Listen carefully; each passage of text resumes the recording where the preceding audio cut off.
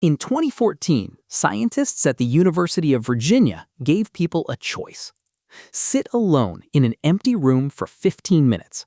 No phone, no book, no music, nothing. Just you and your own thoughts. Or press a button and give yourself a painful electric shock. 67% of men and 25% of women chose the shock.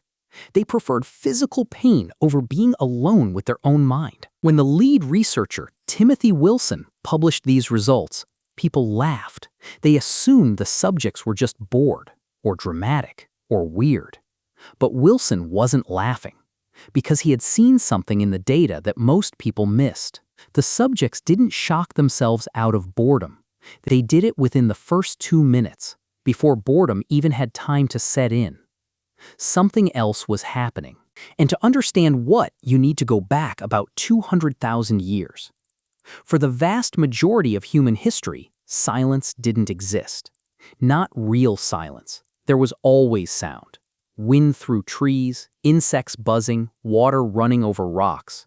And most importantly, other people. Humans evolved in groups of 20 to 50. You were never alone, not because you chose company, because being alone meant death.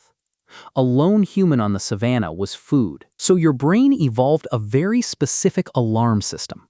When the input from your environment dropped, fewer sounds, fewer faces, fewer stimuli, your brain didn't read that as peace, it read it as danger. Low stimulation meant you were isolated. Isolated meant vulnerable. Vulnerable meant dead. This is called the default mode network response. And in 2001, a neurologist named Marcus Raichle accidentally discovered what your brain does when there's nothing to do. It panics. Raichle found that when subjects lay still in a brain scanner with no task, their brains didn't go quiet. Activity increased, specifically in areas linked to self-reflection, worry, and threat detection.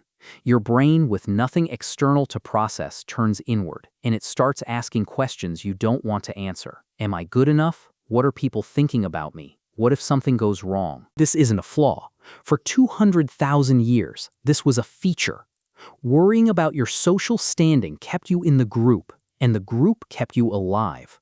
But here's the problem. The modern world figured out that this alarm system is hackable. In 1971, the average American was exposed to about 500 advertisements per day. By 2023, that number was somewhere between 6,000 and 10,000. Every single one designed to do one thing: make sure you never, ever sit still. Because a quiet mind might realize it doesn't need anything, and that's terrifying if your business model depends on people wanting more. The attention economy isn't selling you products. It's selling you back the stimulation your brain is wired to crave when it feels unsafe. Every notification is a tiny hit of relief, not pleasure, relief. There's a difference. Pleasure is eating when you're hungry. Relief is scratching an itch someone else gave you. And the itch never fully goes away. That's the design. In 2018, a former Facebook VP named Shamath Palihapitiya said something most tech executives only whisper. We knew what we were doing, and we did it anyway. The short-term dopamine-driven feedback loops that we created are destroying how society works. He wasn't talking about addiction in the clinical sense. He was talking about something more subtle, the inability to be unstimulated. Think about your own life for a second. When was the last time you sat somewhere? No phone, no screen, no podcast, no music, and just existed.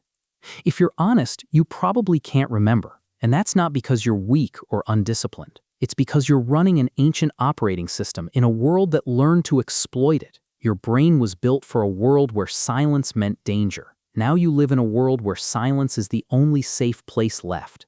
But you've been trained to fear it. Let's look at what actually happens in your brain when you endure the silence. In 2013, researchers at the University of Oregon studied long-term meditators, people who had trained themselves to sit in silence for years. Their default mode networks were still active, but the anxiety response, the panic, the self-attack was almost completely absent. Their brains had learned that silence is not a threat, and something else had taken its place: creativity, insight. The kind of deep thinking that only happens when no one is asking for your attention. This is where every major breakthrough in human history actually happened. Not in a meeting, not on a deadline, in the empty space between. Newton didn't discover gravity at work. He was sitting in a garden doing nothing. Darwin's biggest insights came during long solitary walks. Einstein called it combinatory play, letting the mind wander without purpose. But you can't wander if every second is filled, and right now your seconds are very, very full. The average person checks their phone 96 times a day. That's once every 10 minutes of waking life. Each check lasts about 3 to 4 minutes on average. That's roughly 5 to 6 hours of your day consumed by a device that didn't exist 20 years ago. Hours that used to belong to silence, to thinking, to being bored. And here's what nobody talks about. Boredom isn't the absence of stimulation. Boredom is your brain's way of telling you to go deeper. It's the doorway to your own mind, and we've bricked it shut.